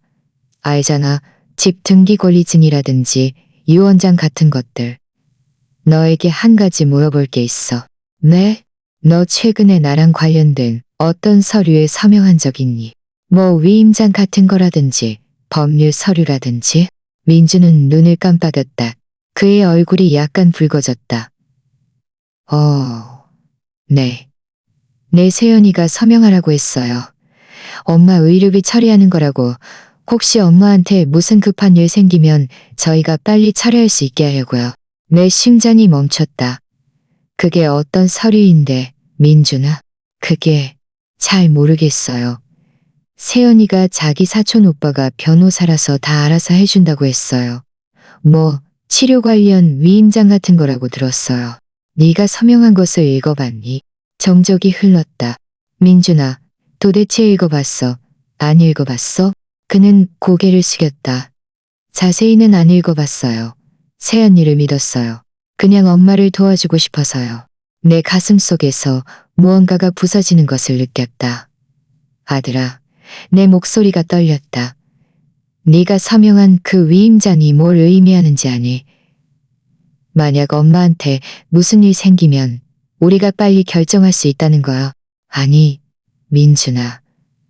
그건 네가 네 아내에게 내 재산, 내 집, 심지어 내 생명까지 결정할 권리를 주었다는 뜻이야. 그의 표정이 변했다. 혼란, 그리고 부정. 아니에요. 그럴 리 없어요. 세연이가 그렇게 설명했어요. 세연이가 너에게 설명했니? 아니면 네가 직접 서류를 봤니? 엄마, 뭘 암시하는 거예요? 나는 일어서서 휴대폰을 꺼냈다. 떨리는 손으로 그 스크린샷들을 열었다. 내가 암시하는 것은 네 아내가 너를 속였고 이것이 증거라는 거야. 나는 휴대폰을 그에게 건넸다. 민주는 읽기 시작했다. 그의 표정은 혼란에서 충격으로, 충격에서 불신으로 변했다. 아니, 이럴 리가 없어. 이건 사실이 아니야. 이건 사실이야. 이건 그 애가 자기 여동생이랑 나눈 대화야. 전부 다 봐. 민주는 계속 읽어내려갔다. 그의 손이 떨리기 시작했다. 그의 호흡이 가빠졌다. 그 늙은이가 죽기만 하면 이 집은 우리 것이 될 거야 라는 문장을 보았을 때 그의 얼굴은 순식간에 창백해졌다. 엄마, 전 몰랐어요. 몰랐니? 아니면 보고 싶지 않았니? 몰랐다고요. 그가 소파에서 벌떡 일어나며 소리쳤다. 절대로 엄마를 해칠 어떤 것에도 서명하지 않았어요. 하지만 서명했잖아. 읽지도 않고 묻지도 않고. 네 엄마보다 그 애를 더 믿었으니까. 아니에요. 아니에요. 그렇지 않니? 내 목소리가 부서졌다. 민준아, 3년 동안 네가 나를 위해 몇 번이나 말해줬니? 그 애가 나를 모욕할 때 몇 번이나 고개를 들었니? 한 번이라도 나한테 괜찮냐고 물어본 적 있어? 정적이 흘렀다. 네 아내는 나를 쓰레기 취급했어. 나에게 소리치고 부려먹고 자기 가족들 앞에서 나를 모욕했어.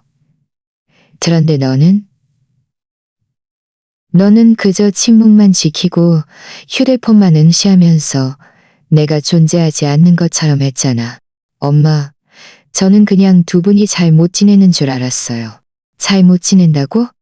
나는 비웃었다. 아들아, 그 애는 나를 요양원에 보내려고 했어. 네가 가장 좋아하는 갈비찜을 쓰레기통에 버렸어. 나를 하녀처럼 부려먹었어. 그런데 너는 한마디도 하지 않았어. 민준의 뺨을 따라 눈물이 흐르기 시작했다. 이렇게 심각한 줄 몰랐어요. 네가 몰랐던 게 아니야. 네가 아예 보고 싶지 않았던 거야. 왜냐하면 보지 않는 것이 너에게 가장 편했으니까. 바로 그때 현관문이 열리는 소리가 들렸다. 세연이 돌아온 것이었다. 여보, 나왔어. 그녀가 현관에서 소리쳤다. 나와 민주는 서로를 바라보았다.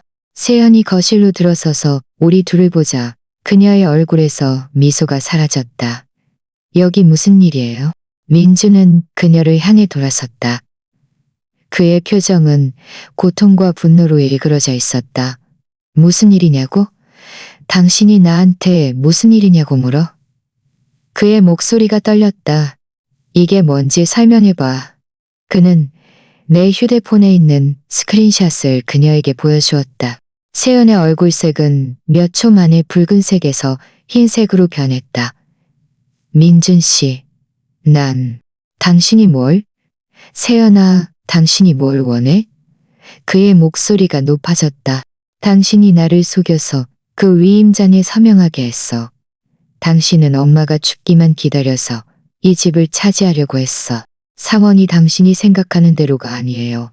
그럼 뭔데? 설명해봐. 세연은 노골적인 증오심으로 나를 노려보았다. 당신이. 그녀는 나를 손가락으로 가리켰다. 당신이 내 방에 들어와서 내 컴퓨터를 훔쳐봤어. 이 빌어먹을. 엄마한테 그런 식으로 말하지 마. 민준의 고함 소리가 벽을 흔들었다. 나는 그가 이렇게 소리치는 것을 들어본 적이 없었다. 세연은 놀라서 한 발짝 물러섰다. 여보, 진정해. 진정할 수 없어. 당신은 나를 속였어. 나를 이용했어. 나를 조종했어. 엄마를. 민준 씨, 엄마야말로 가장 교활한 사람이야. 당신에게 가문이설을 하고 거짓말을 하고 당신을 속였어. 거짓말? 그는 다시 휴대폰을 들었다. 이게 당신이 보낸 메시지들이야, 아니야? 세연은 입술을 깨물었다. 그녀의 전략이 바뀌었다. 눈물이 순식간에 흘러내렸다. 네, 제가 보냈어요. 하지만 그때는 화가 나서 그랬어요. 너무 좌절했어요. 민준 씨, 엄마는 아무것도 안 도와주고 저는 이 집에서 소처럼 일하는데 여기는 네 집이 아니야. 나는 마침내 입을 열었다. 그 목소리는 내 영혼 깊은 곳에서 나왔다. 여기는 내 집이야. 내가 지은 집이야. 벽돌 한 장 한 장 돈을 낸 건 나야. 그리고 너는 지난 3년 동안 공짜로 살았을 뿐이야. 세연은 나를 비웃었다. 이제 와서 기억나는 거야? 이제 와서 여기가 당신 집이라고? 당신 아들이 내 남편이야. 늙은이. 당신이 죽으면 여기 모든 건 어차피 우리 것이 될 거야. 충분해. 민준이 탁자를 내리쳤다. 탁자 위에 장식품들이 튀어올랐다. 세연, 입 다물어. 입 다물라고? 난 사실을 말하는 것뿐이야. 당신 엄마는 이미 늙었어. 민준 씨. 그분은 몇 년밖에 못 살아. 그분이 죽으면 세연. 민준의 목소리가 낮고 위험하게 변했다. 이 집에서 나가. 정적이 흘렀다. 뭐라고요? 나가라고. 지금 당장 가. 세연은 히스테리컬하게 웃었다. 나를 쫓아내는 거야? 당신 엄마 때문에 당신 아내를 쫓아낸다고? 나는 당신을 내쫓는 게 아니야. 당신이 거짓말쟁이고 조종자이고 기회주의자이기 때문이야. 당신은 뭐? 민준 씨, 말해봐. 맘대로 해. 하지만 기억해. 나는 당신 아내야. 후회할 거야. 분명히 후회하게 될 거고 그때는 너무 늦을 거야. 그녀는 가방과 열쇠를 움켜쥐었다. 하지만 떠나기 전에 그녀는 나를 증오심으로 노려보았다. 이 일은 아직 안 끝났어. 늙은이. 두고 보자. 그녀가 문을 닫는 힘이 너무 강해서 집 전체가 흔들렸다. 민주는 소파에 주저앉아 두 손으로 머리를 감쌌다. 나는 그 자리에 서서 온몸을 떨었다. 그리고 내 아들이 울었다. 어릴 적 그 작은 소년처럼 울었다. 나는 그의 옆에 앉았다. 그를 안았다. 미안해요. 그가 흐느꼈다. 미안해요, 엄마. 제가 바보였어요. 눈이 멀었어요. 불효자였어요. 괜찮아. 아니요. 괜찮지 않아요. 제가 말해야 해요. 제가 엄마를 실망시켰어요. 엄마가 학대당하는 것을 내버려 두었어요. 엄마가 모욕당하는 것을 내버려 두었고 가장 나쁜 것은 제가 그것을 알아채지도 못했다는 거예요. 저는 그저 모든 것이 잘 되기를 바랐어요.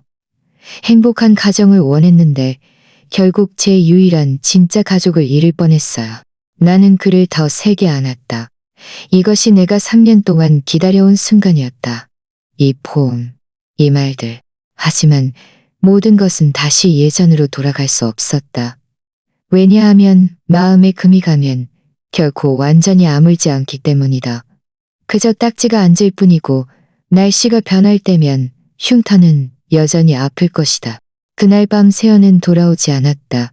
다음 날도 민주는 유령처럼 집에 있었다. 그는 회사에 며칠 휴가를 냈다. 그는 거의 먹지도 않았고 거의 말하지도 않았다. 그는 그저 방에 앉아 휴대폰을 끈 채 천장만 응시했다. 나도 잠을 잘 못 잤지만 몇 년 만에 처음으로 두려움 때문이 아니라 다가올 일 때문이었다. 왜냐하면 세연은 떠나기 전에 이 일은 아직 안 끝났어라고 말했고 나는 그녀의 말이 옳다는 것을 알고 있었기 때문이다. 셋째 날 수연 씨가 나를 찾아왔다. 그녀는 정 변호사도 함께 데려왔다. 우리 셋은 거실에 앉았다. 민주는 낯선 목소리에 아래층으로 내려왔다. 엄마, 누구예요? 내 변호사 아들아. 그리고 내 친구 수연 씨. 우리 아주 중요한 이야기를 해야 해. 다 같이. 민주는 긴장해서 앉았다. 정 변호사는 서류 가방을 열고 여러 서류를 꺼냈다. 김순자 여사님, 말씀드린 대로 원하시는 모든 것을 준비해드렸습니다. 새로운 유언장, 재산 공진 목록, 그리고 그는 다른 서류를 꺼냈다. 그리고 따님 아드님께서 서명하신 위임장 사본도 확보했습니다. 민주는 몸을 굳혔다. 어떻게? 제가 등기소에 몇몇 아는 분들이 있습니다. 정 변호사가 설명했다. 그리고 젊은이, 당신이 서명한 이 서류는 매우 심각합니다. 그는 서류를 건넸다. 민주는 떨리는 손으로 위임장을 받았다. 정 변호사는 계속 말했다. 이 위임장은 어머님께서 무능력한 상황이 되었을 때 따님께서 어머님의 재산을 결정할 권리를 부여합니다. 따님께서는 어머님을 요양원에 보내고 어머님의 자산을 매각하고 어머님의 은행 계좌를 통제할 수 있습니다. 이 모든 것이 어머님을 돌본다는 명목으로요. 민준의 얼굴은 창백해졌다. 하지만 저는 그냥 돕고 싶었을 뿐이에요. 알아, 아들아. 내가 부드럽게 말했다.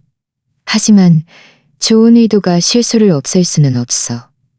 세연이가 너를 속였어. 우리는 이제 이 문제를 해결해야 해. 좋은 소식은 정 변호사가 끼어들었다. 이 위임장은 취소될 수 있습니다. 어머님께서는 서명하신 적도 위임하신 적도 없으며 저희에게는 사기 증거가 있습니다. 우리는 이것을 쉽게 무효화할 수 있습니다. 그럼 그렇게 하세요. 민준이 즉시 말했다. 취소하세요. 어떤 절차가 필요하든.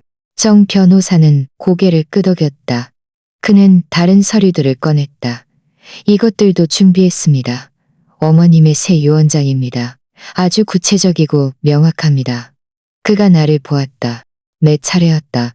민준아. 나는 깊은 숨을 들이쉬었다. 네가 한 가지를 이해해야 해. 이 집은 내 것이야. 내가 내 두 손으로 지은 집이야. 내 삶을 바쳐 얻은 집이야. 내가 죽으면 네 것이 될 거야. 그의 눈시울이 붉어졌다. 엄마, 그럴 필요 없어요. 내 말을 끝까지 들어. 네 것이 되겠지만 조건이 있어. 세연은 이 집에 대해 어떤 권리도 없어. 지금도 없고 내가 죽은 후에도 없어. 너희 부부가 결혼 관계를 유지하더라도 마찬가지야. 이 집은 영원히 그의 것이 될 수 없어. 이해하니? 민주는 눈물을 흘리며 고개를 끄덕였다. 이해해요. 맹세해요. 이혼할 거예요. 저는 엄마를 그렇게 깊이 상처 준 사람과 함께 할 수 없어요. 그건 네 결정이야, 아들아. 내 결정이 아니야. 나는 그저 내 것을 보호하는 것뿐이야. 수연 씨는 몸을 앞으로 숙였다. 순자야, 우리가 합의한 대로 확실해. 나는 고개를 끄덕였다. 아주 확실해. 정 변호사는 설명하기 시작했다. 이 유언장은 이렇게 분배됩니다.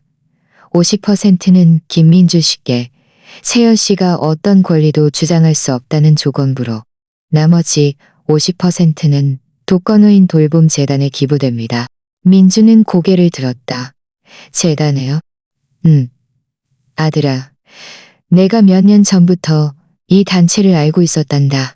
가족에게 버림받은 노인들을 돕는 곳이야. 아무도 돌보지 않고 존경하지 않는 노인들. 나도 거의 그들 중 하나가 될 뻔했지. 내가 죽으면 내 집이 나와 같은 경험을 한 다른 사람들을 돕기를 바란다. 엄마. 그의 목소리가 메었다. 울지 마. 이건 내 결정이야. 너는 절반을 가질 거야.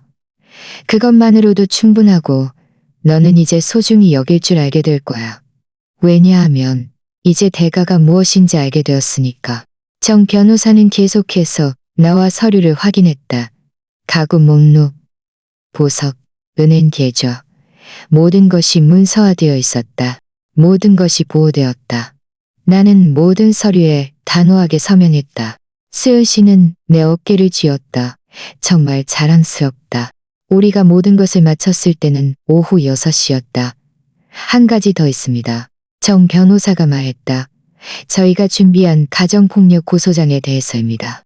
고소장이요? 민준이 긴장해서 물었다. 네. 어머님께서는 받으신 정신적 학대에 대해 고소할 권리가 있으십니다. 저희에게는 증거가 있습니다. 그 녹음들, 그 메시지들, 그리고 증인들도 있습니다. 아니요.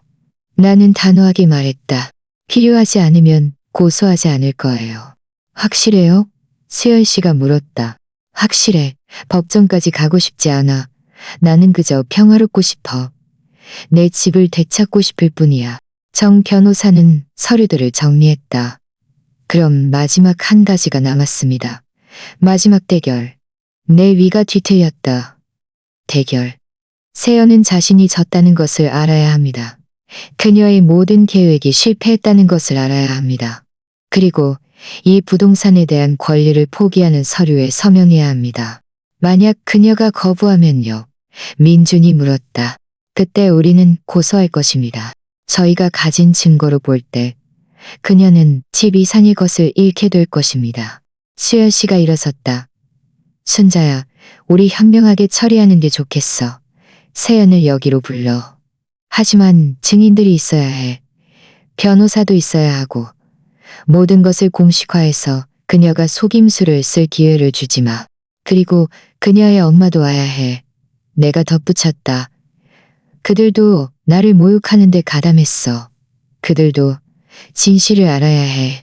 민주는 놀란 눈으로 나를 보았다. 세연이 부모님도 오라고요? 모든 사람에게 내가 누구인지 보여줄 거야.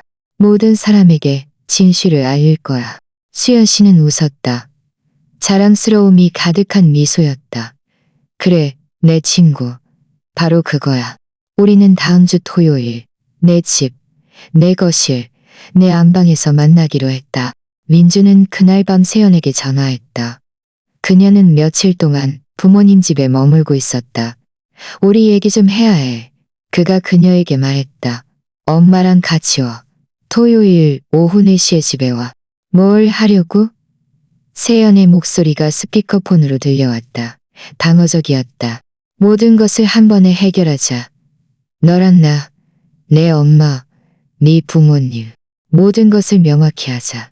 전화 너머로 잠시 침묵이 흘렀다. 좋아, 갈게. 그녀는 전화를 끊었다. 민주는 나를 보았다. 엄마, 정말 이렇게 할 거예요? 아들아, 내 평생 이렇게 확신한 적은 없어. 다음 며칠은 느리게 흘러갔다. 나는 마음속으로 내가 할 말을 예행 연습했다. 방에서 거울을 보며 연습했다. 목소리를 평온하게 유지하고 눈을 단호하게 유지하는 연습을 했다. 수연 씨는 매일 왔다. 그녀는 나를 격려하고 내가 얼마나 강한지 상기시켜 주었다. 순자야, 당신은 당신의 두 손으로 이 집을 지었어. 이제 당신의 목소리로 이 집을 지켜야 해. 민준도 변했다. 그는 청소를 시작했고 요리를 했고 지난 3년 동안의 부재를 3일 만에 만회하려는 듯 도왔다. 그럴 필요 없어, 아들아. 해야 해요. 엄마, 제가 처음부터 이렇게 했어야 했어요. 토요일이 되었다. 나는 일찍 일어났다. 샤워를 하고 가장 좋은 셔츠를 입었다. 박지훈 씨가 오래전에 선물해준 파란색 셔츠. 머리를 단정하게 빗었다. 거울을 보았다. 나를 응시하는 여자는 더 이상 투명 인간이 아니었다. 오후 3시 수연 씨와 정 변호사가 도착했다.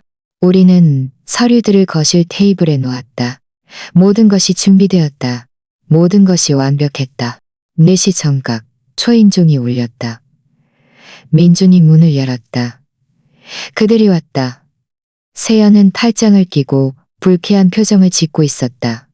이씨 부부는 왜 불려왔는지 이해하지 못하는 혼란스러운 표정이었다.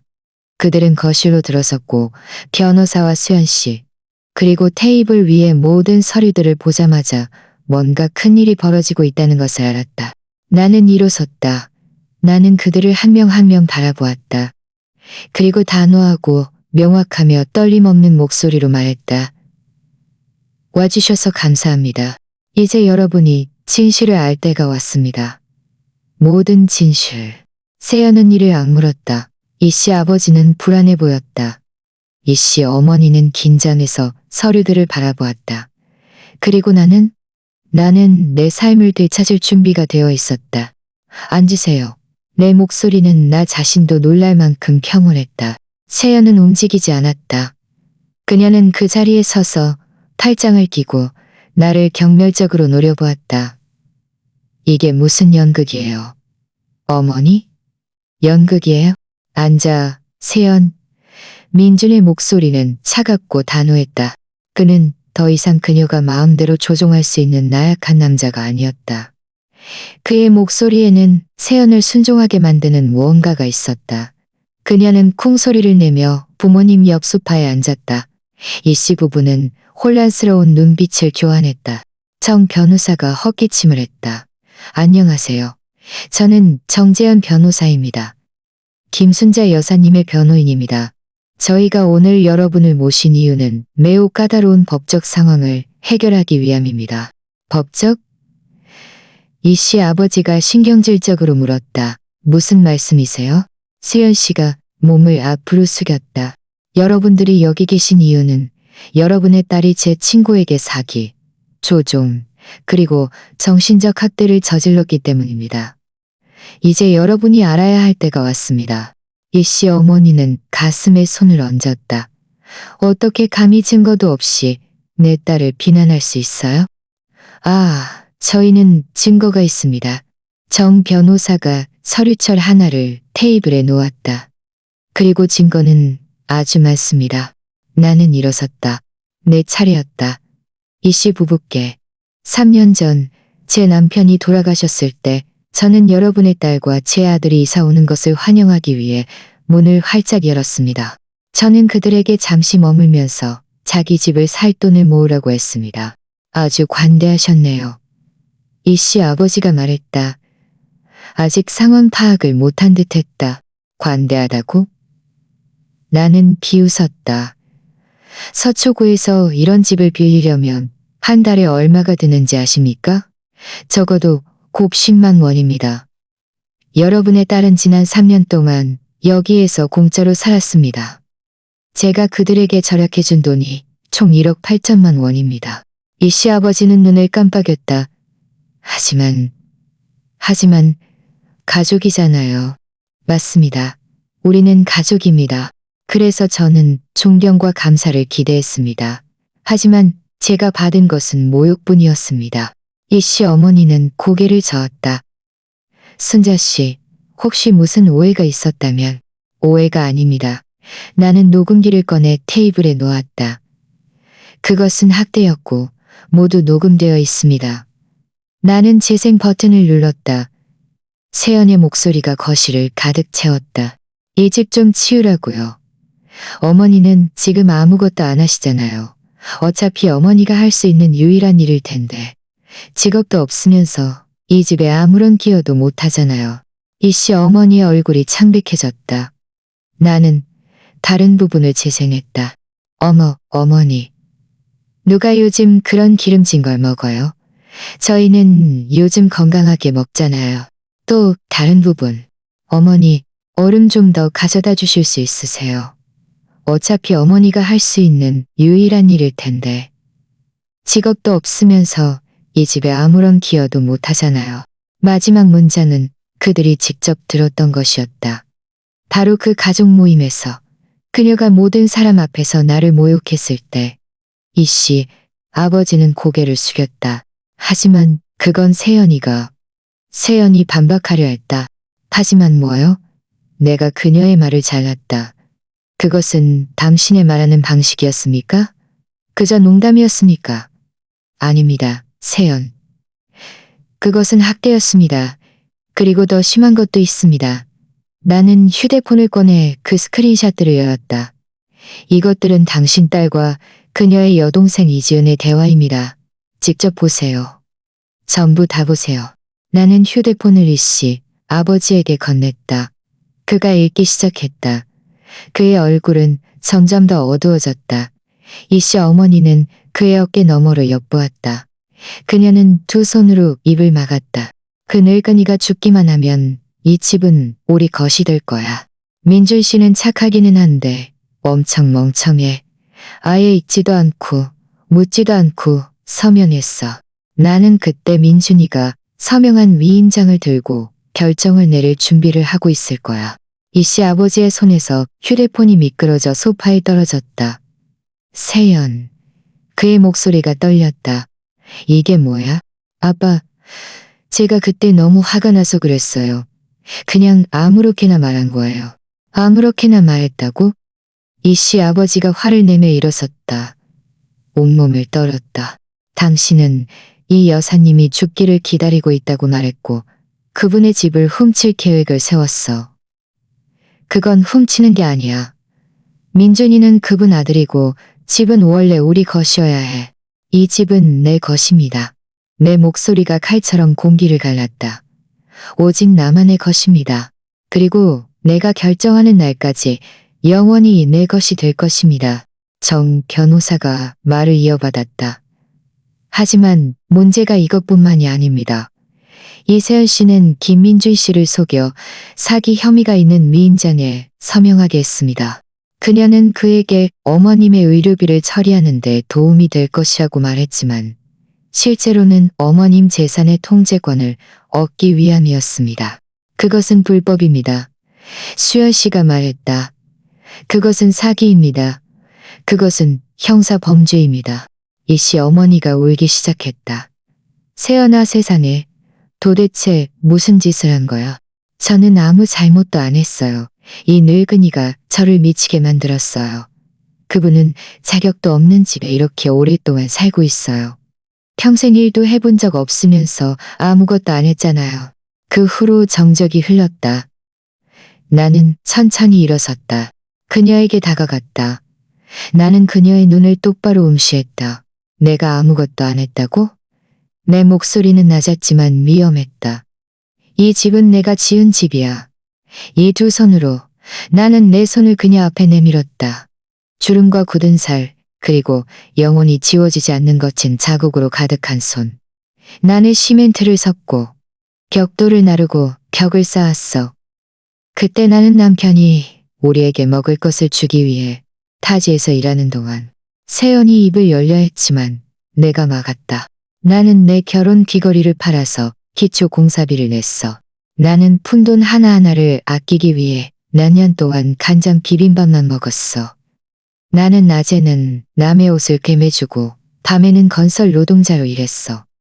내 손에서는 피가 났고 내 등은 다쳤고 내 무릎은 영원히 완전히 나아지지 않았어. 이 모든 것은 내 가족에게 집을 주기 위함이었어. 눈물이 내 뺨을 타고 흘렀지만 내 목소리는 떨리지 않았다. 그리고 너는 3년 전에 여기에 와서 내 집에서 공짜로 살았어. 내 물, 내 전기, 내 음식을 썼어. 네 하이힐을 신고 내가 깔아놓은 바닥 위를 걸었어. 그러고도 감히 내가 여기에 있을 자격이 없다고 말할 얼굴이 있니? 이씨 아버지는 두 손으로 얼굴을 감쌌다. 이씨 어머니는 흐느꼈다. 세연의 얼굴은 유령처럼 창백했다. 그래서 상황은 이렇습니다. 내가 계속 말했다. 정 변호사님, 부탁드립니다. 변호사가 서류 한 장을 꺼냈다. 이세연 씨, 이것은 권리 포기 각서입니다. 여기에 서명하시면 이 부동산에 대한 어떤 권리도 없었고 앞으로도 없을 것임을 인정하는 것입니다. 전 서명 안 할 거예요. 정 변호사가 다른 서류를 꺼냈다. 그럼 저희는 이 형사 고소장을 제출할 것입니다. 당신의 사기, 공무, 그리고 정신적 학대에 대해 저희가 가진 증거로 볼 때 당신은 법정에 서게 될 것이고 패소할 것입니다. 그리고 수연 씨가 덧붙였다. 이 메시지들과 녹음들은 공개될 수 있습니다. 당신의 가족, 친구, 회사 사람들이 당신이 어떤 사람인지 알기를 바라십니까? 세연은 노골적인 증오심으로 나를 노려보았다. 이 복수심에 찬 늙은이, 아니 세연. 나는 그저 투명인간으로 사는 것이 지긋지긋한 여자일 뿐이야. 이씨 아버지가 일어섰다. 세연, 그 서류에 서명해. 지금 당장. 아빠, 그가 소리쳤다. 당신은 우리 가족 전체를 망신시켰어. 당신은 거짓말을 했고 용서할 수 없는 일을 저질렀어. 서명해. 이 모든 것을 끝내. 이씨 어머니도 일어섰다. 네 아빠 말이 맞아. 제발 따라 서명해. 세연은 떨리는 손으로 펜을 잡았다. 그녀가 펜을 내리찍는 한 획에는 증오심이 가득했다. 그녀는 분노에 찬 서명을 했지만 그래도 서명했다. 정 변호사가 서류를 회수했다. 좋습니다. 이제 여러분은 30일 이내에 이사해야 합니다. 이세아 씨는 개인 물품을 수거하러 오는 경우 외에는 이 집에 다시 발을 들여놓을 수 없습니다. 그리고 물품 수거 시에는 반드시 감독자가 동반되어야 합니다. 잠깐만요. 민준이 몇 분 만에 처음으로 입을 열었다. 엄마, 저도 이사 갈 거예요. 나는 놀라서 돌아섰다. 뭐라고? 작은 아파트를 빌릴 거예요. 저 혼자 살 거예요. 저는 혼자 사는 법을 배워야 해요. 물건을 소중히 여기는 법을 배워야 하고 제가 처음부터 되었어야 할 그런 남자가 되는 법을 배워야 해요. 내 목소리가 메었다. 아들아, 너는 갈 필요 없어. 가야 해요. 엄마. 엄마를 위해서도 저를 위해서도. 하지만 이번에는 엄마를 버리지 않을 거예요. 매일 와서 엄마를 볼 거예요. 엄마에게 필요한 모든 것을 도와드릴 거예요. 그리고 남은 평생 동안 지난 3년을 보상할 거예요. 그는 다가와 나를 꽉 안았다. 미안해요. 정말 미안해요. 나는 울면서 그를 안았다. 이씨 아버지가 다가왔다. 김순자 여사님, 무슨 말씀을 드려야 할지 모르겠습니다. 제 딸이 한 일은 용서받을 수 없습니다. 만약 어떤 도움이 필요하시면 어떤 일이든 제발 말씀해 주세요. 저는 그저 그들이 그 애를 데리고 가고 영원히 돌아오지 않기를 바랍니다.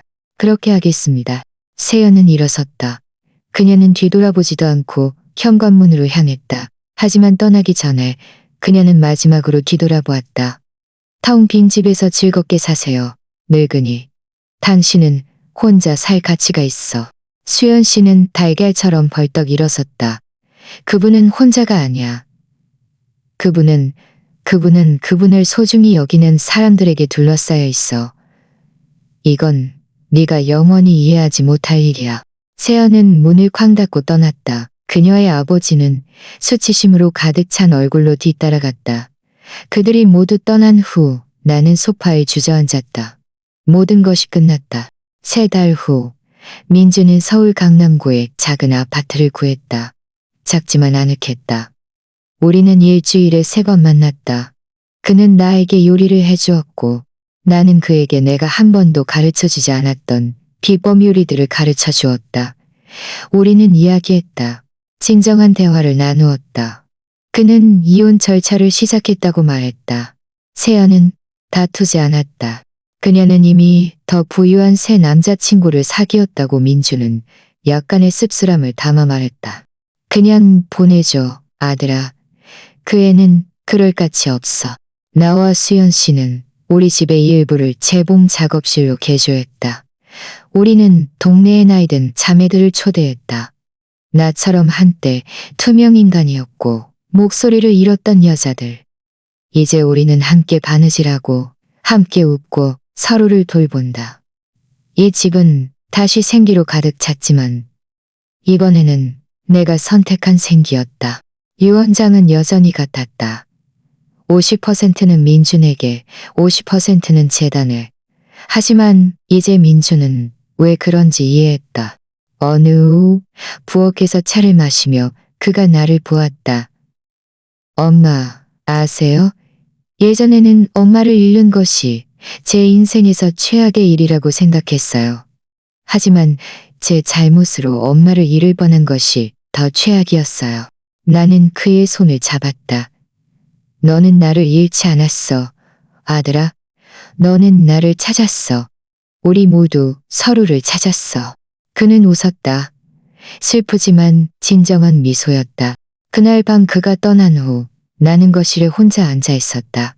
내 거실, 내 집, 내가 두 손으로 지은 집, 내가 내 목소리로 지켜낸 집, 내가 마침내 다시 보이는 집. 나는 벽을 바라보고 가구를 쓰다듬고 깊은 숨을 들이쉬었다. 몇 년 만에 처음으로 평온함을 느꼈다. 왜냐하면 나는 아들에게 가장 훌륭한 유산을 남겨주었기 때문이다. 돈도 벽돌도 아닌 그가 영원히 잊지 못할 교훈을. 그것은 집은 노력을 통해 세워지고 존경은 행동으로 얻어지며 68세의 여자가 더 이상 투명인간으로 살지 않기로 결심했을 때 그녀는 세상을 흔들 수 있다. 이 집은 사랑과 희생으로 지어졌다. 나 또한 나만의 방식으로 나를 소중히 여기는 사람들에게 둘러싸여 이 집을 즐길 것이다. 왜냐하면 결국 가장 중요한 것은 당신이 떠난 후에 무엇을 남기느냐가 아니라 당신이 여기 있을 때 어떻게 살았느냐이기 때문이다. 그리고 나는 살았다. 나는 마침내 살아났다. 우리는 때때로 가족의 사랑을 당연하게 여기고 혈연관계가 모든 것을 용서할 수 있다고 생각하며 평화를 유지하기 위해 침묵해야 한다고 생각한다. 하지만 평화보다 더 중요한 것이 있다. 그것은 존엄성이다. 우리가 존엄성을 잃을 때 우리는 모든 것을 잃는다. 만약 당신이 지금 이 이야기를 경험하고 있다면, 만약 누군가가 당신의 삶에서 당신을 투명인간으로 만들고 있다면 이것을 기억하라. 결코 늦지 않았다. 당신은 언제든 당신의 목소리를 되찾을 수 있다.